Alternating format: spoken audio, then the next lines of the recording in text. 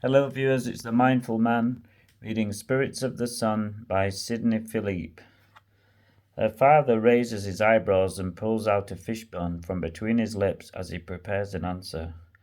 We are in the dry season now. The sun will burn today, but soon will come the wet season when the rains will water Mother Earth. Yet every season there is always our Sky Mother, the Sun, who gave birth to our ancestors and who now looks down on us all.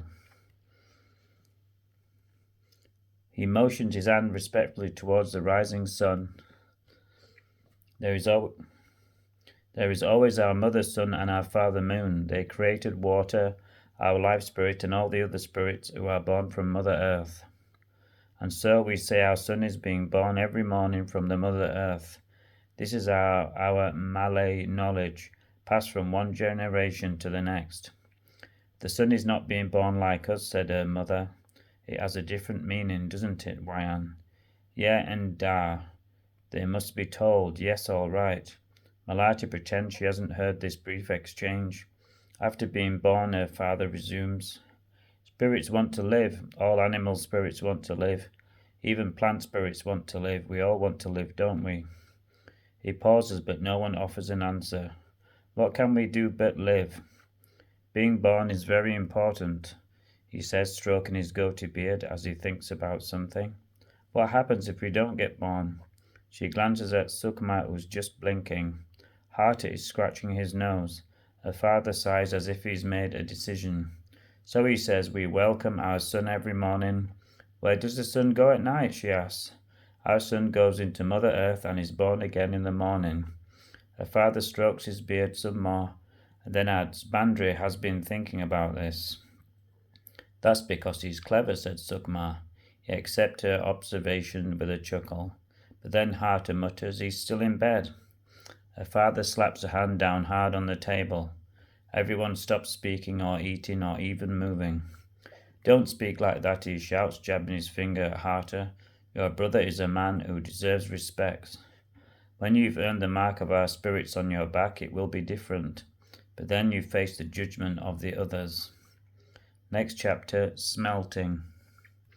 In the mornings, Melati always visits Musang, a pet civet cat. Musang's bamboo cage has been built onto the shady side of their house. She feeds him and refreshes his bedding, then crouches on the pebbled floor, stroking his brown and cream fur as she sings to him. Careful you don't shoot anyone, she says, as Sukma opens the cage door and ducks inside, carrying a little bow and quiver with its sharpened bamboo arrows. I only shoot lizards and snakes. Pulling the door shut, Sukma props her toy bow and its quiver in the corner of the cage, and then produces a ripe banana. Musang jumps into her arms for his favorite treat. Suk, I have to tell you, Malati begins but stops. How can I tell her about the Java? Instead, she says, I'm sorry about the shutter. Forget it, said Sukma as she peeks out through the small, square holes in the cage walls. It's their jabbering that did it. They're always jabbering. Who does all the jabbering? But about the shutter. There's your brother, announces Sukma. I'll ask him about fishing.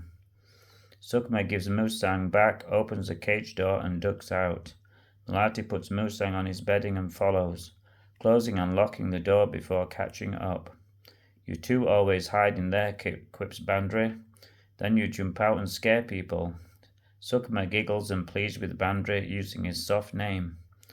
Bairu, please take us fishing. We'll have a good day. Malati sees the unusual flecks of amber and blue in the brown of her brother's eyes as he looks at her. That's why he's called Biru, because everyone else is brown. Bairu, because everyone else has brown eyes. It's a good day, he says, even without fishing.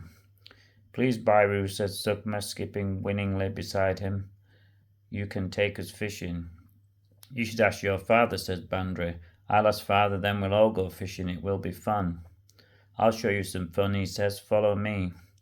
He leads them towards the large shed where Sukma's big brother is at work. Agung's long black hair is hanging down over his face as he bends to feed a fire. Watch, Bandri whispers, you'll learn something. Malati shakes her head, remembering what her father had told her, Be careful, Agung is dangerous to you. Paji, said Bandri in a morning greeting to Agung. Agung stands tall, flinging his clammy hair aside. Feeling a spasm of unease, Malati looks away. Paji, she hears Agung answer with a tone so gruff that it sounds more like a grunt. Come on, Mel, says her brother and takes her hand. She resists, but he tugs her up the pebbles. It's all right, he whispers, pulling her deep into the shade of Agung's cavernous workshed. The shed contains many things. There's equipment for smelting bronze, including the fire burning in a clay hearth. There are various lengths of wood. Resting against the back walls are spears and bows.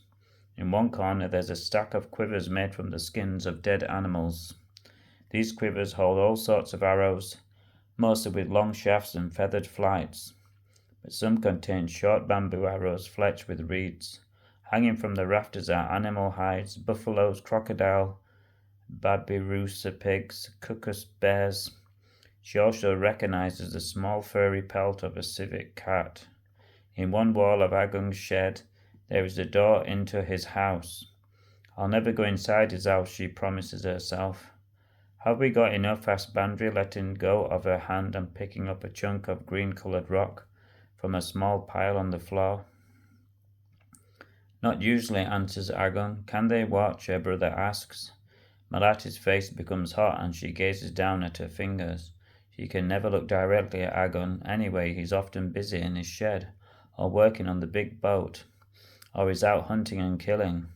He kills anything, always stalking about looking for something to kill, like civet cats.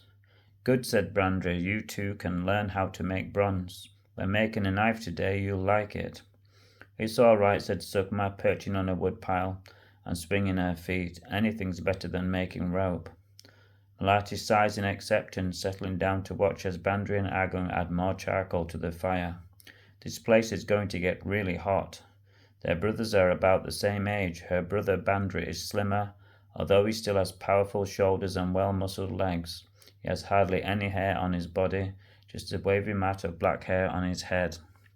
Sukma's brother Agung is taller, bigger and more muscular.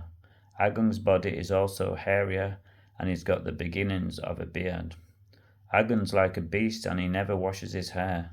They both have mannered tattoos of the mother and life spirits on their backs, which show the sun rising from waves of water. Her father and Sukma's father have even bigger tattoos, signifying their ancestral Khmer tribe. Feel this, says her brother, putting white powder in her hand, which feels dry and slippery between her fingers. What is it? Coral, it's been ground into dust. Bandri then shows them a wooden model of a knife and sprinkles it with the coral dust. This stops sand from sticking to the bronze. We haven't got much of that, he says, pointing to the green rock, so it's a small knife. Agung takes the dusted wooden model and presses it into a bed of fine damp sand. Alongside it he places some thin bamboo strips. She watches how Agung nudges the tiny pieces of bamboo around with the tip of his fingers. How can he do that when he's so brutal? Agung adds more sand and packs it with a mallet. Now the difficult bit, explains Bandri. We open the mould and take out the wood to leave empty spaces. Then we have to put it together again without breaking it. Hope you enjoyed this chapter of Spirits of the Sun by Sidney Philippe.